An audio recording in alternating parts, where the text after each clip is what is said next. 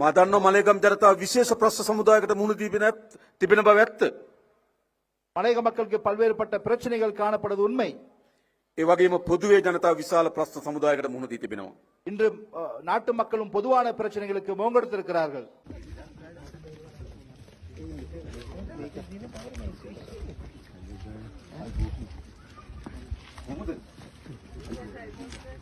Indian origin Tamil brothers and sisters in Sri Lanka have been an integral part of Sri Lanka's journey by contributing to its economy, enriching its culture and strengthening its social fabric.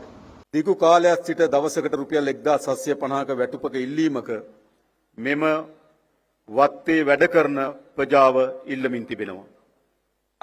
அது நீண்ட காலமாக 1750 ரூபாய் சம்பள உயர்வை இந்த மலையக மக்கள் கேட்டுக்கொண்டிருக்கிறார்கள். வணக்கம். இலங்கை இன்றைய நாளின் முக்கியமான செய்திகளோடு சனிக்கிழமை அக்டோபர் மாதத்தின் 12ஆம் தேதி ARV லோஷன் நியூஸ் என்ற இந்த செய்தி தளத்தின் வழியாக உங்களை சந்திக்கிறேன். இந்த நாளில் 2 விடயங்கள் தான் இலங்கை அரசியலை பொறுத்தவரையிலும் இலங்கை செய்தித்தளங்களை பொறுத்தவரையிலும் அதிகமாக பேசப்பட்டு வரும் விடயங்கள். முதலாவது, ஜனாதிபதி அன்ருகுமார் திசாநாயக்க தலைமையில் பண்டாரவடையில் இன்றைய நாளில் இடம்பெற்ற மலையக மகிழ்ச்சி என்ற வீடமைப்பு திட்டம், இந்திய உதவியுடன் இலங்கை அரசாங்கம் வழங்குகின்ற இந்த வீடமைப்பு திட்டம். அந்த வீடமைப்பு திட்டத்தில் இன்று வழங்கப்பட்ட அந்த 2000 வீட்டு உறுதிகள் உண்மையில் உறுதிகளே அல்ல, அது மக்களை ஏதோ ஒரு விதத்தில் ஏமாற்றுவதற்காக பயன்படுத்தப்பட்ட ஒரு விடயம் என்ற விமர்சனங்கள் எழுந்திருக்கின்றன. இது குறித்த உண்மை என்ன? ஜனாதிபதி அன்ருகுமார் திசாநாயக்க, அதுபோல இந்திய தூதுவர் சந்தோஷ் ஜா, இன்னும் அமைச்சர்கள் பல பிரமுகர்கள் கலந்து கொண்ட இந்த நிகழ்விலே மலையக மக்களுக்கான இந்த இந்தியாவின் உதவியுடனான வீடமைப்பு திட்டத்தின் 4வது கட்டம் இன்றைய நாளில் இடம்பெற்றிருந்தது. இந்த விடயம் குறித்து இப்போது வெளியிடப்பட்டு வரும் கருத்துக்கள், அதுபோல இந்திய தூதரகம் உத்தியோகபூர்வமாக அனுப்பியிருக்கின்ற அறிக்கை ஆகியவற்றில் சில குறிப்பிடப்பட்டுள்ள முக்கியமான விடயங்கள், அதுபோல சட்ட ரீதியாக இந்த வீட்டுறுதி உரித்துடையதா, சட்டபூர்வமானதா, இப்படி எழுந்திருக்கின்ற பல்வேறு கேள்விகளுக்கான விடைகளை இந்த செய்தி அறிக்கையினூடாக தரப்போகிறேன். இதே போல 2வது விடயம், சரத் பொன்சேகா அண்மை காலமாக ராஜபக்சர்களுக்கு எதிராக வெளிப்படுத்தி வருகின்ற பல்வேறு விமர்சனங்களை நாங்கள் அவதானித்து வருகிறோம். அதில் மிக முக்கியமான ஒன்று, இறுதி யுத்தத்திலே இடம்பெற்ற பல்வேறு விடயங்கள் கோட்டாபய ராஜபக்சவின் உத்தரவின் அடிப்படையில் இடம்பெற்றவை. இதில் யுத்த குற்றங்கள், மனித உரிமை மீறல்கள் என்று நாங்கள் ஆதாரமாக சமர்ப்பிக்கக்கூடிய பல்வேறு விடயங்களை அவர் அண்மையில் வெளிப்படுத்தி வருகிறார். அதில் முக்கியமான ஒன்று, நேற்று முன்தினம் அவர் வெளியிட்டு நேற்றைய நாளில் மிக பெரும் சர்ச்சைக்குரியதாக மாறி இன்று விவாத பொருளாக மாறி இருக்கின்ற வெள்ளை கொடி விவகாரம். இந்த விடயத்திலே வெள்ளை கொடியோடு வந்து சரணடைந்தவர்கள் அத்தனை பேரையும் விடாமல் சுட்டுக் கொல்லுமாறு உத்தரவிட்டவர் கோட்டாபய ராஜபக்ச என்பதையும் அதற்கான ஆதாரம் தன்னிடம் இருப்பதையும் சரத் பொன்சேகா பகிரங்கப்படுத்தி இருக்கிறார். இது முதல் தடவைதானா? இதற்கு முதல் சரத் பொன்சேகா இப்படி சொல்லி இருக்கிறாரா? அப்படி இருந்தால் என்ன நடவடிக்கை இதுவரை காலமும் எடுக்கப்பட்டது, இனி எடுக்கப்படுமா? இப்படியான கேள்விகள் எங்கள் மத்தியில் இருக்கிறதே. அதற்கான விடைகளையும் இந்த செய்தி அறிக்கையினூடாக நாங்கள் அவதானிப்போம். இதேவேளை ஜனாதிபதி அன்ருகுமார் திசாநாயக்க தோட்ட தொழிலாளர்களுக்கு மகிழ்ச்சி தரக்கூடிய ஒரு விடயத்தையும் உறுதி வழங்கி இருக்கின்றார். இந்த வீட்டு உறுதி வழங்கப்படும் நிகழ்வாக ஏற்பாடு செய்யப்பட்டிருந்த மலையக மகிழ்ச்சி நிகழ்விலே ஜனாதிபதி அன்ருகுமார் திசாநாயக்க இன்னொரு முக்கியமான விடயத்தையும் தெரிவித்திருந்தார். அது நிச்சயமாக மலையக மக்களுக்கு, முக்கியமாக தோட்ட தொழிலாளர்களுக்கு மகிழ்ச்சி தரக்கூடிய ஒன்று. அதாவது தோட்ட தொழிலாளர்களின் நாட்கூலியானது 1750 ரூபாவாக மாற்றுவதற்கான கோரிக்கையை நிறைவேற்ற முயற்சிகள் மேற்கொள்ளப்படும் என்று சொல்லியிருக்கின்றார். இது உண்மையில் அண்மை காலத்தில் சவாலுக்கு உட்படுத்தப்பட்ட ஒரு விடயம். அதுபோல ஜனாதிபதி தன்னுடைய தேர்தல் கால வாக்குறுதியிலே இதே போன்ற மலையக நகரிலே உரையாற்றும் போது அவர் குறிப்பிட்டிருந்த விடயம் 2000 ரூபாவாக இந்த நாட்கூலி மாற்றப்படும் என்று. அந்த வாக்குறுதி இப்பொழுது தாமதிக்கப்பட்டுக் கொண்டு செல்கிறது. ஆனால் 1750 ரூபாய் என்பதை அண்மையில் அடைய முடியாத ஒரு இலக்காக இருக்கும் என்ற காரணத்தால் இது கட்டாயமாக கிடைத்தால் நிச்சயமாக மக்கள் மகிழ்ச்சி அடைவார்கள். எனவே இன்றைய நாளில் இது குறித்த செய்திகள், அதுபோல இப்பொழுது வரப்போகிற மாகாண சபை தேர்தல்கள் பற்றி பேசப்படுகிறது, எதிர்க்கட்சிகளின் ஒன்றிணைவு பற்றி அவதானிக்கப்பட்டுக் கொண்டிருக்கிறது. இந்த விடயங்கள் குறித்தும் கிடைத்திருக்கின்ற சில முக்கியமான செய்திகளை பகிர்வோம். விரிவான செய்திகள் இப்போது. மலையக மக்களுக்கான வீட்டு திட்டம் இது 2017ஆம் ஆண்டு முதல் தடவையாக ஆரம்பிக்கப்பட்டது இந்திய அரசாங்கத்தின் உதவியோடு.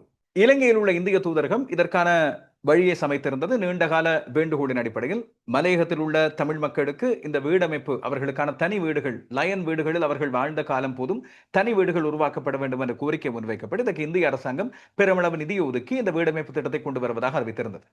எனவே இலங்கையில் உள்ள இந்திய வம்சாவளி தமிழ் சமூகத்தினருக்காக இந்திய வீடமைப்பு திட்டத்தின் 4ஆம் கட்டம் என்று இன்றைய நாள் இடம்பெற்ற இந்த நிகழ்வு மொத்த இலக்குகளாக 65,000 வீடுகள் திட்டமிடப்பட்டன இலங்கை முழுவதும் உள்ள 25 மாவட்டங்களில். இதுதான் இலங்கைக்கான இந்திய அரசாங்கத்தின் உதவியாக அமைந்திருந்தது. அதாவது இலங்கை முழுவதும் உள்ள 25 மாவட்டங்களில் 65,000 வீடுகளை அமைப்பதற்கான தன்னுடைய உறுதிப்பாட்டை இந்தியா மீண்டும் உறுதிப்படுத்தியுள்ளது. இந்த பாரிய திட்டத்துக்கு 64 பில்லியன் இலங்கை ரூபாய் இதுவரை மானியமாக வழங்கப்பட்டுள்ளது என்பதை இந்திய அரசாங்கம் இன்றைய நாளில் தன்னுடைய தூதரக அறிக்கை மூலமாக வெளியிட்டிருந்தது. இந்த விடயம் குறித்து இன்றைய நாளில் அறிவிக்கப்பட்ட ஒரு விடயமாக மலையகத்தில் உள்ள 2000 பயனாளர் குடும்பங்களுக்கு வீட்டு பத்திரங்களை வழங்கும் நிகழ்வாக இந்த நிகழ்வு ஏற்பாடு செய்யப்பட்டிருப்பதாக நேற்றைய நாளில் ஜனாதிபதி செயலகம் அதுபோல மலையக விவகாரத்துக்கான அமைச்சும் மற்றும் இந்திய தூதரகமும் அறிவித்திருந்தனர். இந்த நிகழ்வு இன்று காலை பண்டாரவளை பொது விளையாட்டு மைதானத்தில் இடம்பெறும் என்ற அறிவிப்பும் ஜனாதிபதியின் தலைமையில் இந்த நிகழ்வு இடம்பெறப் போகிறது என்று சொல்லி ஒரு அறிவிப்பும் வெளியாகி இருந்தது. இந்திய நிதியுதவியுடன் செயற்படுத்தப்படுகின்ற 10,000 வீடுகள் திட்டத்தின் அதாவது மலையகத்துக்கென்று 10,000 வீடுகள் ஒதுக்கப்பட்டன இந்த 65,000 வீடுகளில். எனவே இந்த 10,000 வீடுகள் திட்டத்தின் 4வது கட்டமாக 2,000 பயனாளர்களுக்கான வீட்டு பத்திரங்கள் வழங்கப்படும் அறிவிக்கப்பட்டது. ஜனாதிபதியும் தேசிய மக்கள் சக்தியும் ஏற்கனவே தேர்தல் நேரத்தில் வழங்கிய வாக்குறுதியின் அடிப்படையில் வளமான நாடு அழகான வாழ்க்கை என்பதன் கீழே மலையக மக்களுக்காக வசதியான வீடு சுகாதாரமான வாழ்க்கை என்ற கருப்பொருளின் கீழே இந்த மலையக மக்களின் வாழ்க்கை தரத்தை மேம்படுத்தும் நோக்கிலே இந்த வீட்டு திட்டம் செயற்படுத்தப்படுவதாக அறிவிக்கப்பட்டது.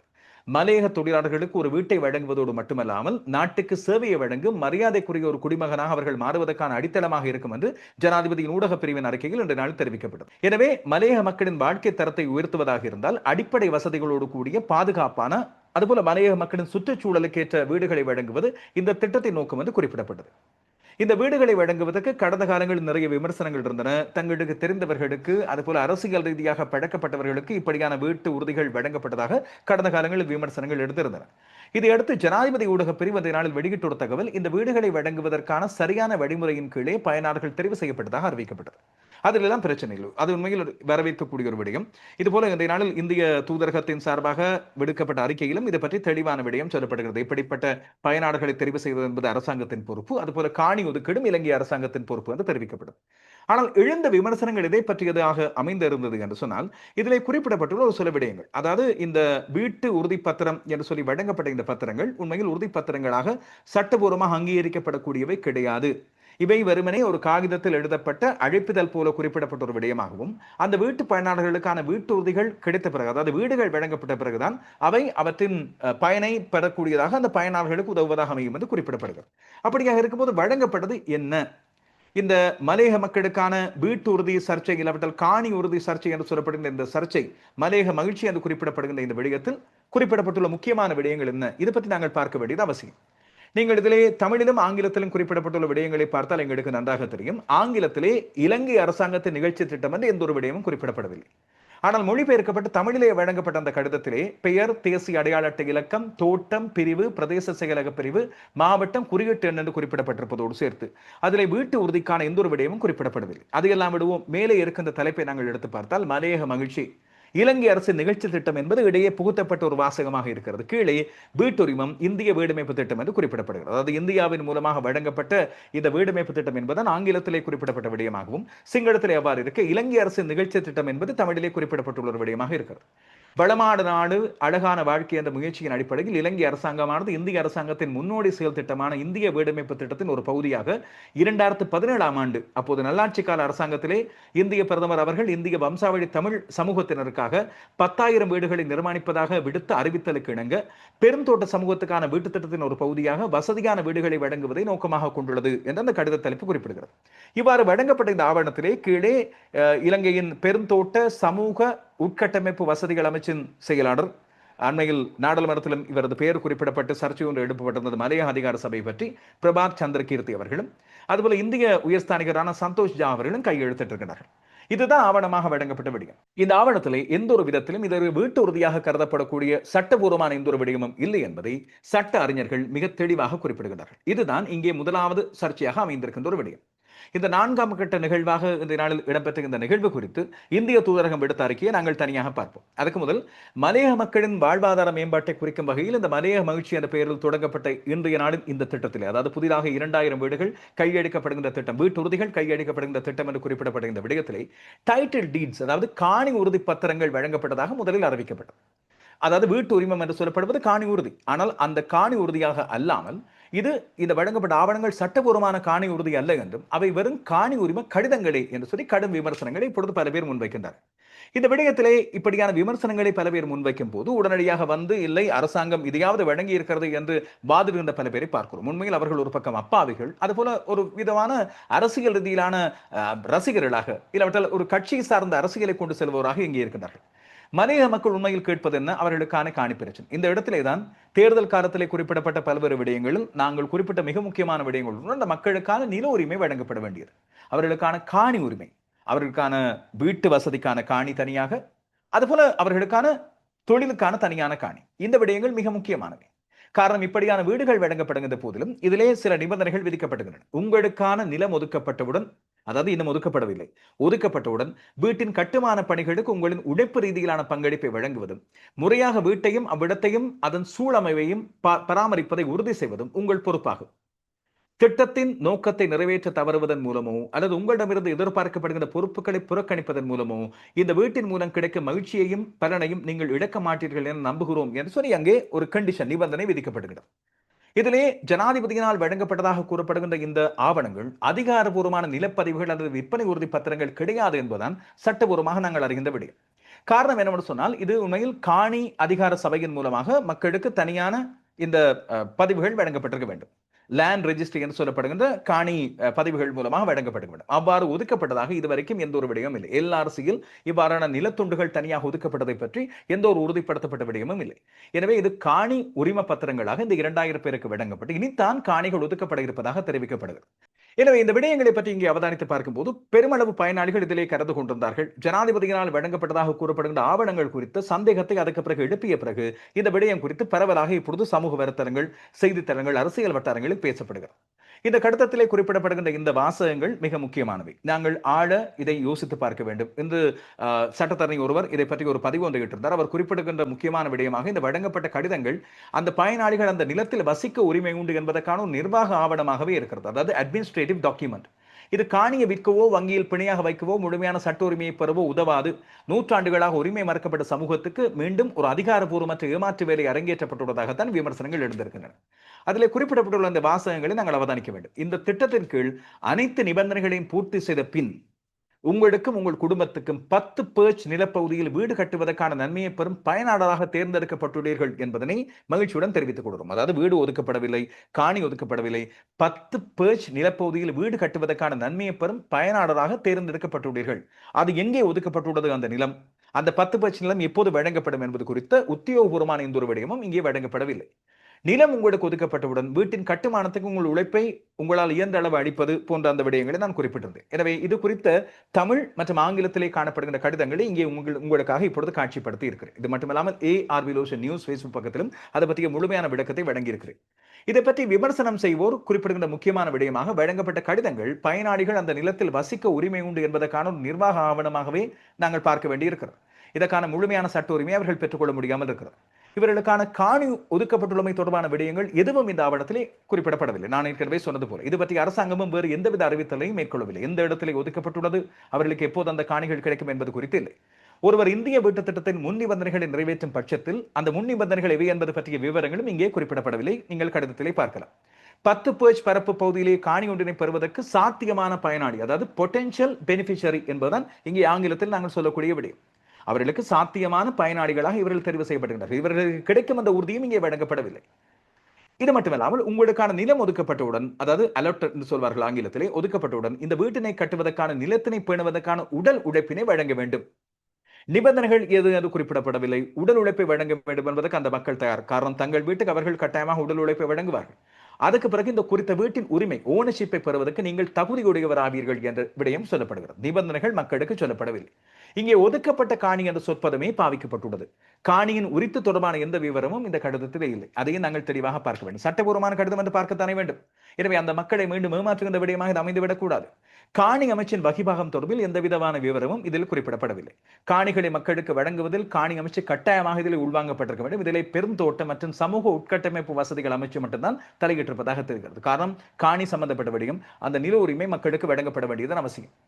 இதன் அடிப்படையில் இந்த சாத்தியமான பயனாளிகளுக்கு காணிகள் ஏற்கனவே ஒதுக்கப்பட்டிருந்தால் அவை எங்கே, குறைந்தபட்சமாக அடையாளம் காணப்பட்டிருக்கின்றன அந்த விவரம் கூட இங்கே வெளிப்படுத்தப்படவில்லை. இதுபோல இந்திய உதவியுடன் நிர்மாணிக்கப்படுகின்ற இந்த வீடுகள் ஒருபுறம் ஆறுதல் அளித்தாலும் வீட்டை சுற்றியுள்ள நிலத்தின் மீது நிரந்தர உரிமை, அதாவது ஃப்ரீ ஹோல்ட் லேண்ட் ரைட்ஸ் என்று சட்டப்பூர்வமாக குறிப்பிடுவார்கள். அந்த விடயம் குறித்து அது கிடைக்காவிட்டால் அது முழுமையான அபிவிருத்தியாக அமையாது என்பதை பொதுவாக மக்களின் நிலைப்பாடு. இது குறித்து அப்பாவி மக்கள் மீண்டும் ஏமாற்றப்படுகின்ற ஒரு விடயமாக, ஒரு விளம்பர நிகழ்வாக இதை ஏற்பாடு செய்திருக்கிறது அரசாங்கம் என்ற கேள்வியும், அதற்கு இந்திய தூதரகமும் உடந்தையாகிவிட்டதா என்ற விமர்சனமும் தான் இப்போது கேள்வியாக முன்வைக்கப்படுகிறது. இது ஒரு விளம்பர பிரசாரம் போல அமைந்திருக்கிறது. காலையிலேயே இன்றைய நாளில் முதலாவது அறிக்கை வெளியாக இருந்தது இலங்கை தொழிலாளர் காங்கிரசின் செயலாளர் நாடாளுமன்ற உறுப்பினர் ஜீவன் தொண்டமான் மூலமாக. அவர் சொன்னார், இது ஒரு விளம்பர விடயமாகத்தான் அரசாங்கத்தால் முன்கொண்டு வரப்பட்டிருக்கின்ற விடயம் என்று. தமிழ் முற்போக்கு கூட்டணியின் தலைவர் மனோ கணேசன், மற்றொரு தமிழ் பெருங்கட்சி மலையக பெருங்கட்சி, அந்த கட்சி சார்பாக இந்த விடயங்கள் வரவேற்கப்படுகின்றன. நிபந்தனையின் அடிப்படையில் வழங்கப்படுகின்ற இந்த விடயம் குறித்து நாங்கள் வழங்கப்படுகின்ற கடிதம் அதன் உறுதித்தன்மையை பார்த்துவிட்டு அதுக்கு பிறகு விமர்சனங்களை முன்வைப்போம் என்று குறிப்பிட்டனர். ஆனால் உடனடியாகவே புத்திஜீவிகள், ஊடகவியலாளர்கள், மலையகத்தைச் சேர்ந்த பல பேரும் தங்களுடைய விமர்சனங்களை முன்வைத்திருக்கின்றார்கள். இந்த ஆவணங்கள் சட்ட ரீதியாக பரமற்றவை. உடனடியாக உண்மையான காணி உறுதி பத்திரங்களை, அதுதான் காணி உறுதி பத்திரங்களாக இருக்கும். வீடு எந்த இடத்திலே அமைந்திருக்கிறது அதுதான் காணி உறுதி பத்திரம். இல்லாவிட்டால் வீடுகளை கட்டி அந்த வீடுகளை கையளிக்கின்ற உறுதி பத்திரங்கள், இவற்றை வழங்காவிட்டால் அரசாங்கம் இதை மீண்டும் ஏமாற்றுகிறது என்றே நாங்கள் கருத வேண்டியிருக்கிறது. சட்டபூர்வமான உறுதி கிடைக்காத பட்சத்தில் இந்த வீடமைப்பு திட்டம் அதன் உண்மையான நோக்கத்தை அடைய முடியாது என்று அவர்கள் வாதிடுகின்றார்கள். இந்த காணி துண்டுகள் அடையாளப்படுத்தப்படவோ இல்லாவிட்டால் கம்பெனி குத்தகையிலிருந்து அவை பிரித்தெடுக்கப்பட்டதாக, காரணம் அங்கே இருக்கின்ற மலையகத்தின் பல்வேறு தோட்ட காணிகள் பல்வேறு நிறுவனங்களால், அந்த தோட்ட நிறுவனங்களால் குத்தகைக்கு எடுக்கப்பட்டவை. இது அனைவருக்கும் தெரிந்த வெளிப்படையான விடயம். கடந்த கால அரசாங்கங்கள் பலவும் மிக பெரும் சிரமங்கள் எதிர்கொண்டதான கடந்த கால திட்டங்கள், அதாவது இதற்கு முதல் வழங்கப்பட்ட அந்த 3 வீட்டு திட்டங்களில் இந்த வீட்டு உதவிகளை பெற்றுக் கொடுப்பதற்கு. எனவே இதன் அடிப்படையில் எல்ஆர்சியோ இல்லாவிட்டால் ஜேஇடிபி என்று குறிப்பிடப்படுகின்ற ஜனதா எஸ்டேட் டெவலப்மெண்ட் போர்டோ அனுமதி வழங்கியதாக இதுவரைக்கும் எந்த ஒரு உறுதியான ஆவணமும் இல்லை. எனவே காணி துண்டொன்றினை ஒதுக்கி அதை உறுதிப்படுத்தி கொடுப்பதன் மூலமாக வழங்கப்படுவது பகுதிகளவான தீர்வுதான். அந்த தோட்டத்திலேயே தொழிலாளர்கள், தொழிலற்றோர் குடும்பங்களுக்கான காணி உறுதிகளை வழங்கி அவர்கள் அந்த இடத்துக்கு வசிப்பதற்கு அவர்களுக்கான நில உரிமை இருக்கிறது என்ற விடயங்களை கொண்டு வரவும், அந்த வீடு கட்டி கொடுப்போருக்கு காணி மட்டுமே வழங்கப்படும் என்று குறிப்பிடப்படுவதும் அரைகுறையான தீர்வாகவே அமையும். எனவே இது பற்றிய வெளிப்படையான விடயங்களை இந்த அரசாங்கம் வெளிப்படுத்த வேண்டும். காரணம், உடனடியாக பல பேர் சொல்வார்கள் கடந்த கால அரசாங்கங்களில் மீதானே நடந்தது, எனவே அப்போது விமர்சிக்கவில்லை என்றெல்லாம் குறிப்பிடுவார்கள். கடந்த கால அரசாங்கங்களிலிருந்து மாற்றம் வேண்டும் என்றுதான் மக்கள், அதுவும் மலையக மக்களும் நம்பி இந்த அரசாங்கத்தை கொண்டு வந்திருந்தார்கள். இப்போது இந்த அரசாங்கமும் கடந்த காலங்களில் செய்ததை போலவே தான் தாங்கள் செய்ய போகிறோம் என்று புறப்பட்டால் அதில் எந்த ஒரு அர்த்தமும், மாற்றத்துக்கான எந்த ஒரு அர்த்தமும் கிடையாது. இதுபோல கடந்த காலங்களில் இடம்பெற்றதையெல்லாம் மாற்றி அமைத்து இந்த மக்களுக்கான நிரந்தர தீர்வை வழங்குவது தங்களுடைய நோக்கம், மலையக மக்களின் துயர் துடைப்பது தங்களுடைய நோக்கம் என்று ஜனாதிபதி 2-3 தடவைகள் வாக்குறுதி வழங்கிவிட்டார். அதுபோல அண்மை காலத்தில் இடம்பெற்ற விடயங்களை நாங்கள் அவதானித்து பார்க்கும்போது அவசரமாக இந்த திட்டம் ஏற்பாடு செய்யப்பட்டிருப்பதும் பல்வேறு கேள்விகளை எழுப்பியதாக அமைந்திருக்கிறது. இலங்கைக்கான இந்திய தூதர் சந்தோஷ் ஜா தன்னுடைய உரையின் போது முக்கியமான அறிவிப்புகளையும் சில உறுதிமொழிகளையும் வழங்கியிருந்தார். ஒன்று, மொத்த இலக்காக இலங்கையிலே உள்ள 25 மாவட்டங்களில் 65,000 வீடுகள் அமைக்கப்படும். அதில் இலங்கை அரசாங்கத்துக்கு தாங்கள் உதவி வழங்குவதை உறுதியாக இருக்கிறோம் என்று குறிப்பிட்டிருந்தார்.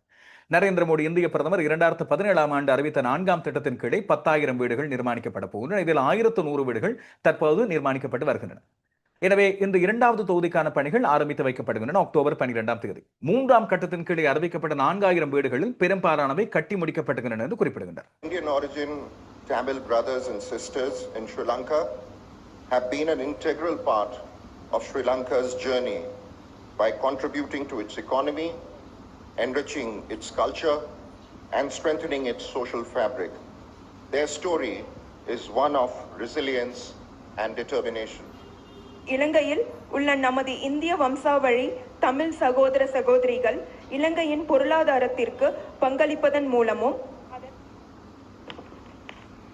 அதன் கலாச்சாரத்தை வளப்படுத்துவதன் மூலமும் அதேபோல அதன் சமூக கட்டமைப்பை மேம்படுத்துவதன் மூலமும் இலங்கை பயணத்தின் ஒருங்கிணைந்த பகுதியாக இருந்து வருகின்றனர்.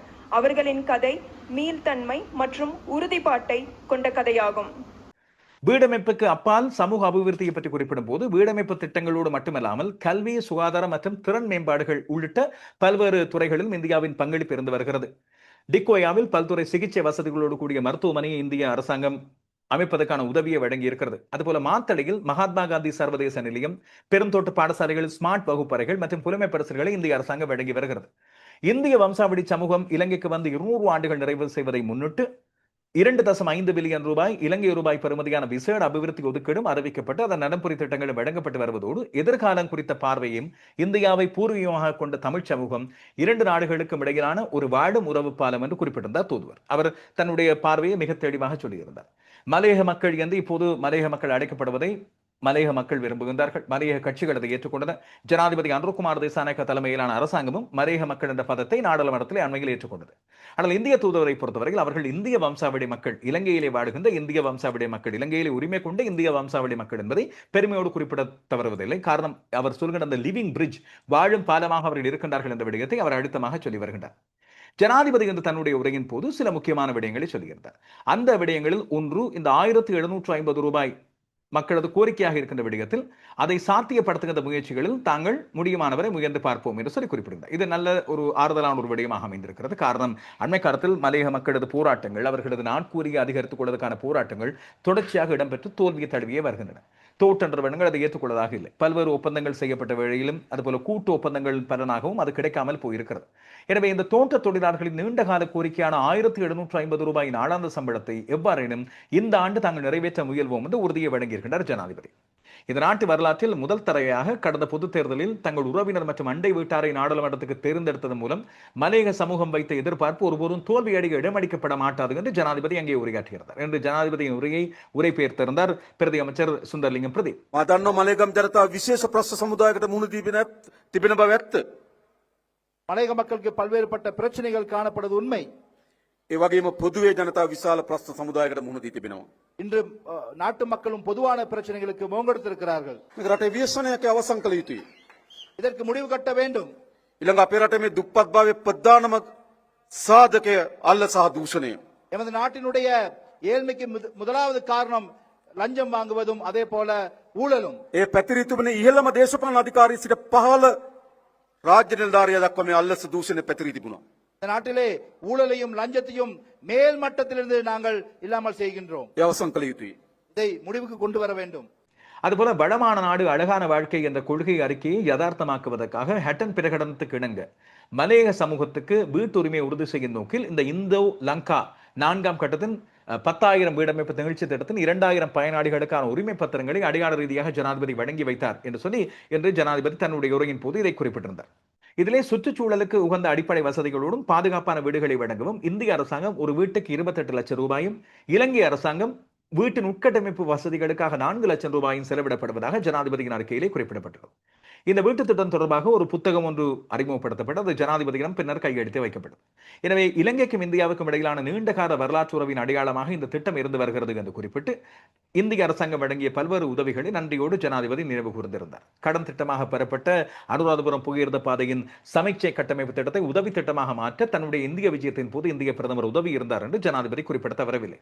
அவர்களுக்கு வசதியான வாழ்க்கையை வழங்க ஒரு அரசாங்கமாக பெரும் பொறுப்பு தமக்கு இருக்கிறது. அதன் போது பல்வேறு துறைகளில் கவனம் செலுத்த இருப்பதை பற்றி அவர் குறிப்பிட்டிருந்தார். சுகாதார பிரச்சனைகள், கல்வி பிரச்சனைகள் போன்ற பல்வேறு விடயங்களை பற்றி குறிப்பிட்டு தான் இந்த 1750 ரூபாய் என்ற விடயத்தை அவர் கொண்டு வந்திருக்கிறார் என்று பெருந்தோட்ட அமைச்சர் சமந்த விஜயரத்ன உரையாற்றியிருந்தார். சந்தோஷ் ஜா தன்னுடைய உரையிலே நான் ஏற்கனவே குறிப்பிட்ட விடயங்களை சொல்லியிருந்தார். இதுபோல மலையக விஜயத்தை மேற்கொண்டிருந்த ஜனாதிபதிக்கு இன்று துணையாக அமைச்சர் ராமலிங்கம் சந்திரசேகரன் அங்கே விஜயம் செய்திருந்தார். இந்த விடயங்கள் உண்மையில் ஜனாதிபதி மீது இந்த பொதுமக்கள் மிகப்பெரிய நம்பிக்கையை வைத்திருக்கின்றார்கள். இதனால் தான் ஜனாதிபதி ஒரு திட்டத்தை வழங்குகிறார் என்றவுடன் அது உறுதிப்படுத்தப்பட்ட பூரணப்படுத்தப்பட்ட திட்டம் என்ற எதிர்பார்ப்பு மக்களிடம் இருந்தது. அப்படி இருக்கின்ற வேளையில் இது வெறும் கடிதமாக ஒரு அடையாள பத்திரமாக தான் கையளிக்கப்படுகிறது தவிர இது உறுதியான காணி பத்திரமாக இல்லாவிட்டால் வீட்டு பத்திரமாக இல்லை என்பதுதான் மக்கள் மத்தியில் இருக்கின்ற மிகப்பெரும் ஏமாற்றமாக அமைந்திருக்கிறது.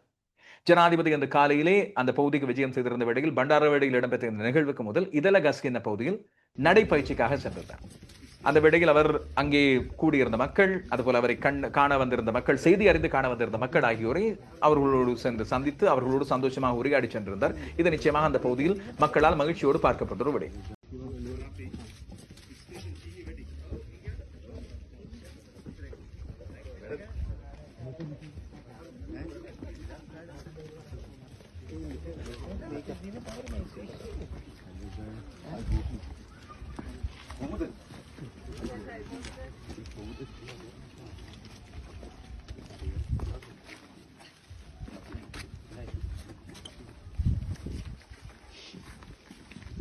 இந்த இந்திய வீடமைப்பு திட்டம் என்று சொல்லப்படுகிற IHP இது குறித்து பல்வேறு சந்தேகங்கள் பல பேருக்கு இருக்கும்.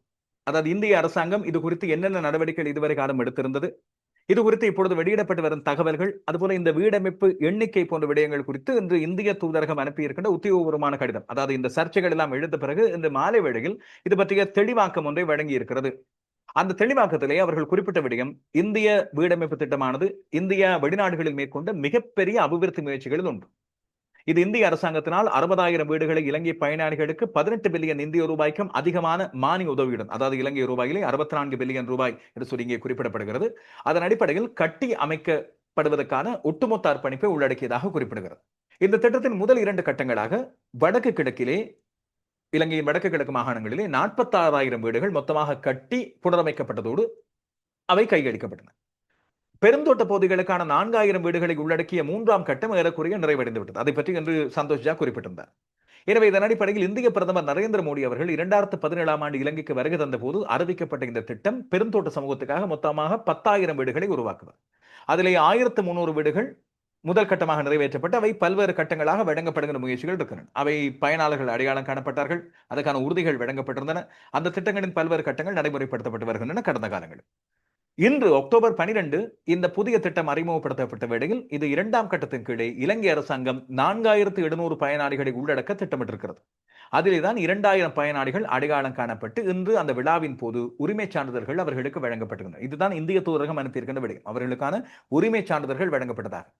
காணி பிரிவுகளை ஒதுக்குதல், சம்பந்தப்பட்ட அனுமதிகளை வழங்குதல், வசதிகளை வழங்குதல், அதுபோல இந்திய வீடமைப்பு திட்டத்தின் கீழே பயனாளிகளை இறுதி செய்தல் மற்றும் அங்கீகரித்தல், இவை அத்தனையும் இலங்கை அரசாங்கத்திடம் இருக்கின்றன என்பதை உறுதிப்படுத்தி அதை முக்கியமாக குறிப்பிட்டு அனுப்பியிருக்கிறது இந்திய தூதரகம் தன்னுடைய அறிக்கையில். எனவே இந்த விடயங்கள் மிக முக்கியமானவை. அதிலே காணி பகுதிகள் இதுவரை ஒதுக்கப்பட்டதாக தெரியவில்லை. அதுபோல இதிலே உறுதிப்படுத்தப்பட்ட இந்த சம்பந்தப்பட்ட அனுமதிகளை வழங்குதல், வசதிகளை வழங்குதல் போன்ற விடயங்களை பற்றி வாய்மொழி வார்த்தைகளாக ஜனாதிபதி தன்னுடைய உரையிலே குறிப்பிட்டிருந்தார். அவை பற்றி கடிதங்களிலே நிபந்தனைகள் என்று சொல்லப்படுகின்ற விடயங்களில் என்னென்ன நிபந்தனைகள் உள்ளடக்கப்படுகின்றன என்ற விடயம் குறிப்பிடப்படவில்லை என்பதைத்தான் நாங்கள் இங்கே சுட்டிக்காட்ட வேண்டியிருக்கிறோம். இது குறித்து அவதானித்து வருகின்ற உங்களது கருத்துக்கள் என்ன? இதிலே ஜனாதிபதி இதை செய்தார், ஜனாதிபதி நன்னோக்கத்தோடு தான் செய்திருக்கிறார் என்று சொல்லி குறிப்பிடுகின்ற விடயங்கள் சரியானவை. ஆனால் குறிப்பிடுகின்ற விடயங்களில் நல்ல பயன்கள், அந்த பயன்கள் முற்றாக மக்களை சென்று சேர்வதை பற்றியும், இதில் ஏதோ ஒரு விதமான ஏமாற்று ஒன்று இருப்பதாக மக்கள் உணர்ந்த ஏமாற்றத்தை பற்றி தான் நான் இங்கே பதிவிட்டிருக்கிறேன். இதில் அரசியல் ரீதியிலான விடயங்கள் எந்த ஒரு விடயமும் இல்லை. காரணம் என்னோடு சொன்னால், கடந்த காலங்களில் கூட ரணில் விக்ரமசிங்க தன்னுடைய ஆட்சி காலத்திலே, நல்லாட்சி காலத்திலே செய்ய முடியாமல் போன முழுமையான விடயங்களை பின்னர் பூரணப்படுத்துகிறேன் என்ற போர்வையிலே இறுதியாக தேர்தலை நோக்கி வந்த காலத்தில் உரிமை என்று அழைக்கப்படுகின்ற காணி உரிமங்களை நாடு முழுவதும் வழங்குவதான திட்டம் ஒன்றை ஏற்பாடு செய்து இப்படி 1000 பயனாளர்களுக்கு இந்த உரிமங்களை வழங்குவதற்கான முயற்சி ஒன்று எடுத்த வேளையில் தான் அது தேர்தல் கால வாக்குறுதிகளாக, தேர்தல் கால சரிகைகளாக அமைந்துவிடும் என்று தேர்தல் ஆணைக்குழு அதை தடுத்திருந்தது. உங்களுக்கு ஞாபகம் இருக்கும். அதன் பின்னர் தான் இந்த அரசாங்கம் இப்போது மலையகத்தை நோக்கிய தன்னுடைய முதலாவது திட்டமாகத்தான் இந்த திட்டத்தை முன்கொண்டு வந்திருந்தது. அதற்குத்தான் மக்கள் மத்தியில் மிகப்பெரும் எதிர்பார்ப்பு இருந்தது. காரணம், இதுவரை காலமும் இந்த ஓராண்டில் தேசிய மக்கள் சக்தி அரசாங்கம் தங்களை நோக்கி ஒரு நிதி திட்டத்தையும் ஒரு நலம்புரி திட்டத்தையும் கொண்டு வரவில்லை என்றுதான் அவர்கள் எதிர்பார்த்திருந்த வேளையில் தான் இந்த ஏமாற்றம் கடிதமாக வழங்கப்பட்டிருக்கிறது. இந்த விடயங்கள் குறித்து சமூக வலைத்தளங்களிலே எழுந்திருக்கின்ற பல்வேறு சர்ச்சைகள் மற்றும் கேள்விகள் ஆகியவற்றை பார்க்கும்போது உரிமையோடு மலையகத்தைச் சேர்ந்த பல நண்பர்கள் சுட்டிக்காட்டிய ஒரு விடயம், ஜனாதிபதி தன்னுடைய சமூக வலைத்தள பக்கம், அதாவது ஜனாதிபதியின் தனிப்பட்ட Facebook பக்கத்திலே குறிப்பிடுகின்றார், மலையக சமூகத்தினருக்கு வீட்டுரிமை பத்திரங்கள், அதாவது மலையகம் சமூகத்தினருக்கு என்று குறிப்பிடுகிறார். பரவாயில்லை, மொழிபெயர்ப்பு தானே, அதை தவிர்ப்போம். மலையகம் சமூகத்தினருக்கு வீட்டுரிமை பத்திரங்கள் வழங்குதல் என்று சொல்லி அவருடைய உத்தியோகபூர்வமான Facebook பக்கத்திலே குறிப்பிடுகின்றார். ஆங்கிலத்திலே ஹவுசிங் என்டைட்டில்மெண்ட் சர்டிபிகேட் என்று சொல்லி எழுதியிருக்கிறார்கள். சிங்களத்தில் மொழிபெயர்ப்பு சிக்கல் அங்கே காணப்படுகிறது. அவர்கள் நிவாச ஹிமிக்கம் என்று சொல்லப்படுகிறது, வீட்டு உறுதி என்று கருதப்பட வேண்டியது. எனவே வீட்டுக்கான தகுதி சான்றிதழ் என தமிழில் மொழிபெயர்த்திருந்தால் இந்த சிக்கல் இல்லை. வீட்டு உரிமை பத்திரங்கள் வேறு, அந்த என்டைட்டில்மெண்ட் சொல்லப்படுகிற வீட்டுக்கான தகுதி சான்றிதழ் என்று சொல்லப்படுவது வேறு. எனவே இந்த இடத்திலே குறிப்பாக சரியாக மொழிபெயர்த்து எழுதி இருந்தால் இந்த குழப்பம் இருந்திருக்காது. ஜனாதிபதி தன்னுடைய உரையிலே இது அடையாளமாக வழங்கப்படுவதாக குறிப்பிடுகிறார். எனவே ஆரம்பத்திலே விளம்பரப்படுத்தப்பட்டது வீட்டு உரிமை பத்திரங்கள் வழங்கப்படுவதாக. வீடுகள் கட்டப்படாமலே வீட்டு உரிமை பத்திரங்கள் வழங்கப்படுவது, காணி தொகுதிகள் ஒதுக்கப்பட்டிருந்தால் சரியானது. ஆனால் காணி தொகுதிகளும் சரிவர அடையாளப்படுத்தப்படாமல் இவ்வாறு வழங்கப்பட்டிருப்பது நிச்சயமாக மக்கள் மத்தியில் ஏமாற்றத்தை கொடுத்திருக்கும் என்பது உறுதிதானே. இது குறித்து அரசாங்கம் தன்னுடைய தெளிவுபடுத்தலை வழங்குமா? நாடாளுமன்றத்தில் இந்த விடயம் மலையக கட்சிகளால் கேள்வி உரிமையோடு எழுப்ப படுமா என்பதை நாங்கள் தொடர்ந்து அவதானித்திருப்போம். சரத் பொன்சேகா சர்ச்சைகளை கிளப்பி வருகிறார் அண்மை காலமாக. அவர் கோட்டாபய ராஜபக்ச, மஹிந்த ராஜபக்ச தொடர்பாக கடந்த காலங்களில் யுத்தத்தின் இறுதிக்கட்டத்தில் இடம்பெற்ற நிகழ்வுகள் குறித்து சொல்லி வருகின்ற விடயங்களை நாங்கள் சர்வதேச நீதி விசாரணைகளுக்கான சாட்சியங்களாக எடுத்துக்கொள்ளலாமா என்ற கேள்வி எல்லோர் மத்தியிலும் இருக்கிறது. குறிப்பாக வெள்ளைக்கொடி விவகாரம் குறித்து இப்போது புதிய விடயம் ஒன்றை கொண்டு வந்திருக்கிறார். கடந்த வாரம் அவர் தெரிவித்த ஒரு விடயம், மஹிந்த ராஜபக்ச எவ்வாறு சிங்கள மக்களுக்கும் இராணுவத்தினருக்கும் துரோகம் இழைத்தார், விடுதலை புலிகளுக்கு பணம் கொடுத்தார், விடுதலை புலிகளோடு வேண்டுமென்றே அவர் ஒப்பந்தம் ஒன்றை செய்து அவர்களை தப்பியோட வழி சமைத்தார் என்ற விடயங்களை சொல்லியிருந்தார். அதற்கு பிறகு இப்போது கடந்த காலத்தில் ஒரு தடவை அவர் 2010ஆம் ஆண்டு தேர்தல் இடம்பெற்ற விடையில் ரத்தினபுரி கூட்டம் ஒன்றிலே வைத்து தெரிவித்த ஒரு விடயத்தை மீண்டும் இப்பொழுது பகிரங்கப்படுத்தி இருக்கிறார். வெள்ளை கொடியோடு சரணடைய வந்தவர்களை அவர் சுட்டுக் கொல்ல உத்தரவிட்டிருந்தார் என்ற விடயத்தை இப்பொழுது வெளிப்படுத்துகிறார். இது தனக்கு சொல்லப்பட்டதல்ல. அந்த விடையில் தான் சீனாவுக்கு அவசர கூட்டம் ஒன்றுக்கு போய் திரும்பி வந்த விடையில் கொழும்பிலே ஒரு முக்கியமான கூட்டம் ஒன்று இடம்பெற்றதாக குறிப்பிடுகின்றனர். அதில் பாதுகாப்பு செயலாளராக கோட்டாபய ராஜபக்ச, முக்கியமான அமைச்சராக பசில் ராஜபக்ச, மஹிந்த ராஜபக்சவின் தலைமையில் இடம்பெற்ற அந்த கூட்டத்திலே பல்வேறு ராணுவ அதிகாரிகளும் சில முக்கியமான அமைச்சர்களும் கலந்து கொண்டதாகவும், எரிக் சோலையும் அங்கே ஒரு முக்கியமான கோரிக்கை ஒன்றை முன்வைத்திருந்தார். மக்களும் தமிழீழ விடுதலை புலிகளின் சில முக்கியஸ்தர்களும் வெள்ளை கொடியோடு சரணடைவார்கள், அவர்களை பாதுகாப்பாக ஏற்றுக்கொள்ளுமாறு, அவர்களது சரணடைவை அரசாங்கம் ஏற்றுக்கொள்ள வேண்டும் என்று ஒரு வேண்டுகோளை முன்வைத்திருந்தார். இதை மஹிந்த ராஜபக்ச அப்போது ஏற்றுக்கொண்டதாக குறிப்பிடப்படுகிறது. ஆனால் கோட்டாபய ராஜபக்ச அந்த இடத்திலே இருந்தே இதற்கு எதிர்ப்பை வெளியிட்டு அப்போது இராணுவ தடத்துக்கு பொறுப்பாக இருந்த, யுத்த கடத்துக்கு பொறுப்பாக இருந்த ஷவேந்திர சில்வாவுக்கு இந்த விடயம் குறித்து தொலைபேசி மூலமாக தெரிவித்ததாகவும், ஷவேந்திர சில்வாவுக்கு தெரிவிக்கப்பட்ட அந்த விடயம் தன்னிடம் ஒளிப்பதிவாக இருக்கிறது, தான் அதை பகிரங்கப்படுத்த காத்திருப்பதாகவும் இப்பொழுது சரத் பொன்சேகா குற்றம் சுமத்துகிறார். அதாவது வெள்ளை கொடியோடு சரணடைய வந்தவர்களை சுட்டுக் கொல்ல உத்தரவிட்டிருந்தவர் கோட்டாபய ராஜபக்ச என்று. இது ஒரு மிக முக்கியமான ஒரு விடயம். இந்த விடயத்தை சாட்சிபூர்வமாக எடுத்து சர்வதேச விசாரணைகளுக்கு உட்படுத்த முடியுமா என்பதுதான் இப்போது எங்கள் மத்தியில் இருக்கின்ற பெரிய ஒரு கேள்வி. காரணம், ஒரு பாரதூரமான குற்றச்சாட்டு. யுத்த குற்றங்களில் வரக்கூடிய மனித உரிமை முறைகளில் முக்கியமாக சொல்லக்கூடிய ஒரு விடயம். சரத் பொன்சேகா இதன் காரணமாகத்தான் ராணுவ ரகசியங்களை வெளியிட்டார் என்று பின்னாளில் 2010ஆம் ஆண்டு தேர்தலுக்கு பிறகு அவர் தண்டிக்கப்பட்டார். அவரது ஃபீல்டு மார்ஷல் பதவி பறிக்கப்பட்டது, ராணுவ சின்னங்கள் பறிக்கப்பட்டு அவர் சிறையில் அடைக்கப்பட்டிருந்தார். அவரது குடும்பமும் சொல்லனா துயரங்களுக்கு உட்படுத்தப்பட்டது என்று இப்போது அவர் குறிப்பிடுகின்றார். எனவே இந்த விடயம் இத்தனை காலத்துக்கு பிறகு திடீரென்று ராஜபக்சர்கள் மீது அவர் இத்தனை வன்மத்தை கூட்டுவதும் விமர்சனங்களை கொண்டு வருவதற்கான முக்கியமான காரணமாக அமைந்திருப்பதை நாங்கள் அவதானிக்க வேண்டியிருக்கிறது. இன்னும் ராஜபக்ச தரப்பு இதற்கான தகவல்களை, எதிர்ப்பை வெளியிடவில்லை. ஆனால் ஒன்று, இந்த விடயம் குறித்து சிங்கள மக்கள் மத்தியில் இருக்கின்ற உணர்வுகள் கலப்புணர்வுகள். ஒன்று, வெள்ளை கொடியோடு வந்த பொதுமக்களை சுட்டுக் கொன்றதை பற்றி அவர்கள் கவலைப்படக்கூடும், தங்களுடைய எதிர்ப்பை பதிவு செய்யக்கூடும். ஆனால் செம்மணியிலே கண்டெடுக்கப்பட்ட மனித எச்சங்கள், மண்டை ஓடுகள் வந்த விடையில் சிரித்து வைத்தவர்கள் அவர்கள். ஆனால் விடுதலை புலிகளை கொண்டதை அவர்கள் கொண்டாடவும் கூடும். விடுதலை புலிகளின் முக்கியஸ்தர்கள் நடேசன் மற்றும் புலித்தேவன் ஆகியோர் உட்பட பல பேர் கொன்று குவிக்கப்பட்டார்கள். அவர்கள் என்னானார்கள் என்று சொல்லிய தெரியாது. அந்த விடயத்துக்கு காரணம் அமைந்தவர் கோட்டாபய ராஜபக்ச என்று வரும்போது அவரை தேசிய வீரராக இவர்கள் கொண்டாடக்கூடும். எனவே இந்த விடயம் ராஜபக்சக்கள் மத்தியில் இல்லாவிட்டால் அவர்களது முகாமில் ஏற்படுத்தியிருக்கின்ற உணர்வு எப்படியானது, அவர்கள் இதற்கான பதிலை எவ்வாறு வழங்கப் போகின்றார்கள் என்ற கேள்வி நாங்கள் காலப்போக்கில் அறிந்து கொள்ள வேண்டிய ஒன்று. அதே வேளையில் இன்னொரு விடயத்தை நாங்கள் பார்க்க வேண்டும். இப்போது சிங்கள இனத்துக்காக, இராணுவத்தின் வெற்றிக்காக தான் அவர்களுக்காக நின்று போராடி ஒருவர் என்று குறிப்பிடுகின்ற சரத் பொன்சேகாவை 2010 ஜனாதிபதி தேர்தலில் எவ்வாறு தமிழ் தேசிய கூட்டமைப்பு அவருக்கான ஆதரவை வழங்க முன்னிறுத்தியது, அவருக்கான வாக்குகளை வழங்குவதன் மூலமாக மஹிந்த ராஜபக்சவை தோற்கடிப்பதை மட்டும் இலக்காக கொண்டார்களா, தங்களது தமிழ் தேசியத்தை அவர்கள் விட்டுக் கொடுத்து விட்டார்களா என்ற கேள்விகளை மக்கள் மத்தியில் இப்பொழுது நாங்கள் பார்க்கக்கூடியதாக இருக்கிறது. எனவே இந்த விடயம் எங்கள் மத்தியிலும் பல்வேறு கேள்விகளை, பிரிவு ரீதியான மோதல்களை உருவாக்கும் என்பது உறுதி. கருத்தியல் ரீதியான விடயங்களுக்காக நாங்கள் காத்திருப்போம்.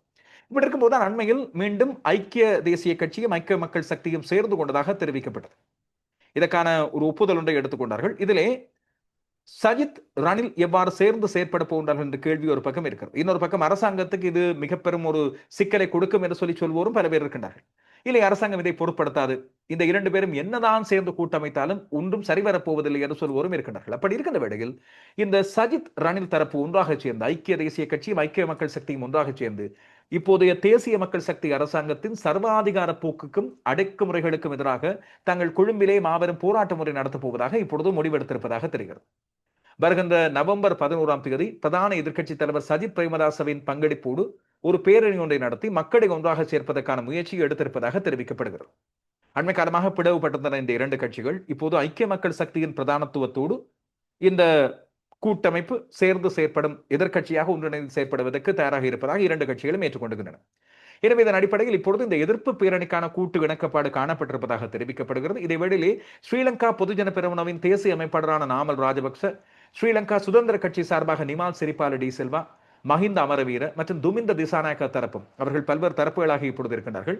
இவர்களும் முன்னாள் ஜனாதிபதி மைத்திரிபால சிறிசேன, அவரும் ஸ்ரீலங்கா சுதந்திர கட்சி, அதுபோல தாசரி ஜெயசேகர் ஆகியோரும் அவரும் வேறு தரப்பாக இப்பொழுது இருக்கின்றார். ஸ்ரீலங்கா சுதந்திர கட்சியாக இருந்தாலும் வேறு தரப்பு, அவர்களும் இந்த போராட்டத்துக்கு ஆதரவு வழங்க தீர்மானித்திருப்பதாக தெரிவிக்கப்படுகிறது.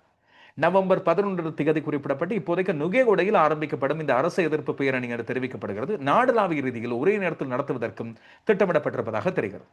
எனவே ஒரு வருடத்துக்கு பிறகு இந்த கட்சிகள் ஒன்றாக சேர்கின்றன. தேசிய மக்கள் சக்தி அரசாங்கம் பதவிக்கு வந்து ஒரு வருடம் ஆகியிருக்கின்ற இந்த சூழ்நிலையில் இந்த எதிர்ப்பு பேரணி இப்பொழுது ஏற்படுத்தப்பட போகிறது என்பது அவதானிக்கக்கூடிய ஒரு அரசியல் மாற்றமாக பார்க்கக்கூடிய ஒன்று. இதேவேளை அரசாங்கத்துக்கு சர்வதேச அழுத்தம் ஏற்பட்டிருக்கிறது. இந்த விடயத்தில் தமிழர் இனப்பிரச்சனை விடயம் மட்டுமல்லாமல் இப்பொழுது இந்தியாவினால் கொண்டுவரப்பட்ட மாகாண சபை நடைமுறை, எனவே மாகாண சபை தேர்தல் கொண்டு வரப்பட வேண்டும் என்று, குறிப்பாக சர்வதேச நாணய நிதியத்தின் நிபந்தனைகள் மட்டுமல்லாமல் இந்திய அரசாங்கமும் மறைமுகமான நிபந்தனை ஒன்று விதித்திருக்கிறது. காரணம், இந்திய உதவிகள் தொடர்ச்சியாக வழங்கப்பட வேண்டுமாக இருந்தால் தாங்கள் குறிப்பிட்ட மாகாண சபை தேர்தல்கள் உரிய காலத்தில் நடைமுறைப்படுத்தப்பட வேண்டும் என்று. எனவே பல ஆண்டுகளாக இது தாமதிக்கப்பட்டு ரணில் விக்ரமசிங்கவும் இதை தாமதித்து இப்போது இந்த அரசாங்கம் உறுதி வழங்கியிருந்தது. தேர்தல் கால வாக்குறுதியாக தாங்கள் தேர்தலை நடத்துவோம் உடனடியாக என்று. உள்ளூராட்சி சபை தேர்தல் நடத்தப்பட்டது, ஆனால் மாகாண சபை தேர்தல் அடுத்த வருடம் நடத்தப்படும் என்று இப்போது உறுதி வழங்கப்படுகிறது. எனவே அநேகமாக அடுத்த ஆண்டு மார்ச் மாத இறுதி இல்லாவிட்டால் ஏப்ரல் மாதத்தின் முதல் வாரத்தில் இந்த தேர்தல் இடம்பெறுவதற்கான வாய்ப்பு இருப்பதாக சொல்லப்படுகிறது. அரசாங்கம் இதற்கு திட்டமிட்டு வருவதாக அரசாங்கத்தின் உள்ளக தகவல்கள் சில வெளியாகி இருக்கின்றன. எனவே நாட்டின் தற்போதைய அரசியல் மற்றும் பொருளாதார சூழல்கள், சர்வதேச நாணய நிதியத்தின் நிபந்தனைகள் ஆகியவற்றை கருத்தில் கொண்டே இந்த தேர்தலை நடத்துவதற்கு அரசாங்கம் இப்பொழுது முடிவெடுத்திருப்பதாக தெரிகிறது. வருகின்ற மார்ச் மாதம் ஐக்கிய நாடுகள் மனித உரிமைகள் பேரவையின் அடுத்த அமர்வு இடம்பெற போகிறது. அதற்கு முன்னதாக தேர்தல் அறிவிப்புகளை வெளியிடுவது இலங்கை அரசாங்கத்தை சர்ச்சைக்குரிய சில விடயங்களிலிருந்து பாதுகாக்க உதவும் என்ற எண்ணக்கருத்து வெளியிடப்படுகிறது அரசாங்க தரப்புக்குள்ளே. முக்கியமாக சர்ச்சைக்குரிய இந்த பயங்கரவாத தடுப்புச் சட்டத்தை ரத்து செய்வது போன்ற பல்வேறு விடயங்கள் கேள்வி எழுப்பப்படும் அங்கே. எனவே குறைந்தபட்சம் தேர்தலை நடத்துவதன் மூலமாக இந்த கேள்விகளுக்கான பதில்களிலிருந்து தப்பித்துக் கொள்ளலாம் என்று அரசாங்கம் முடிவெடுத்திருப்பதாக சொல்லப்படுகிறது. இது குறித்த அறிவிப்புகளும் இது குறித்த விடயங்களும் இனி உறுதிப்படுத்தப்பட்டு வெளிவரும் போது உங்களுக்கு நான் முதலில் சொல்வேன். இவ்விதம் இன்றைய நாளின் முக்கியமான செய்திகள். இந்த செய்திகளில் குறிப்பிடப்பட்டுள்ள சில முக்கியமான விடயங்கள் குறித்து உங்களுடைய கருத்துக்கள், கேள்விகள் மற்றும் இதர விடயங்களை பகிர்ந்து கொள்ளுங்கள். நல்ல உரையாடல்களை நாங்கள் கொண்டு செல்வோம். அதுபோல இந்த செய்திகள் தொடர்ந்து உங்களுக்கு கிடைப்பதற்கு ARV Roshan News என்ற இந்த யூடியூப் தளத்தை சப்ஸ்கிரைப் செய்து கொள்ளுங்கள். மீண்டும் சந்திப்போம்.